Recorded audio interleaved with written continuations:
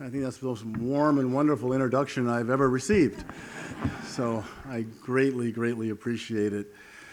You know, Valerie is, as many as you know, has had a lot to do with President Obama being elected, giving him advice well before the president decided to run, and helped him when it was a really difficult thing to do, when the president had just lost to Bobby Rush in the congressional race and no one dreamed he would someday have a political future. And Valerie was there as the person raising the money and providing guidance and judgment and making all the difference. And I think the president supported Valerie because all of us who know Valerie know that she's a brilliant business leader and has great judgment, amazing vision, and the highest level of integrity. And so I'm proud to have her now replacing her late father on our board at Ariel Investments. So thank you. Thank you.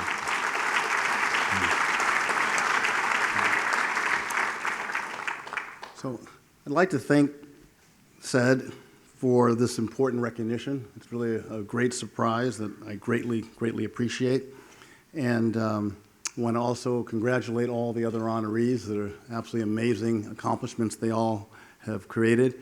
And there seems to be a sense of shared values in the talks we've heard already today.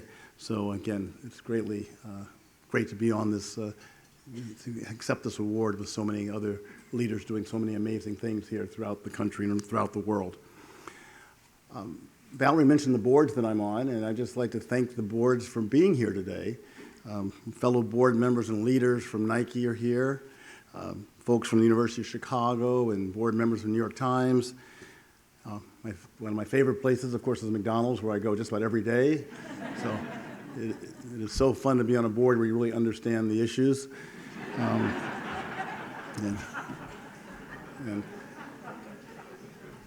I have to give a special shout out to my daughter, Victoria. Like Valerie and myself and my daughter, we're all only children, so we share those challenges. And so thank you for being here, Victoria. I want to thank all of my friends and Ariel colleagues who are at the Ariel table. And so thank you guys for coming all this way. And, you know, I would just say briefly, you know, we are at Ariel focused on trying our best to have, of course, the best investment performance and service you possibly can. But we have been working hard to try to make a difference when it comes to this ever-widening wealth gap in this country. You know, this racial wealth gap gets worse and worse and worse. We all know the facts. I know all of you guys here know the facts. You're all experts in this area. But my favorite data point comes from the Federal Reserve of St. Louis that showed between 1992 and 2016, college-educated blacks saw their wealth decline 10%, while college-educated whites saw their wealth increase over 96%.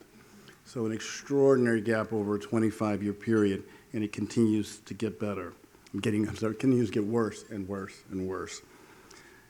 As Valerie talked about, we have some ideas around solutions, and I won't go through those again this evening, but we do believe that, you know, part of the solution revolves around building up stronger black businesses, stronger black business leaders, especially in the parts of the economy, as Valerie suggested, where the wealth and opportunity is being created today and will be created tomorrow. Do you think the 3 Ps really are important? And we're hoping if we can be on message around that, we can make a difference. You know, as I close, you know, I think about the fact that, you know, Dr. King always had, of course, great ideas, and many of his ideas still resonate today here in our great country. And he often talked about the fact that many Americans of goodwill have deplored prejudice but have accepted or ignored economic injustice. And he talked about the importance of it, how black leaders and African Americans throughout our country needed to be integrated with power into every part of American life. And that's my dream, that if we can have the African American community really engaged in all aspects of American life, we'll all be able together to make a difference in this widening racial wealth gap in this country. So I really appreciate the opportunity to be here. Thank you so much for this really marvelous recognition.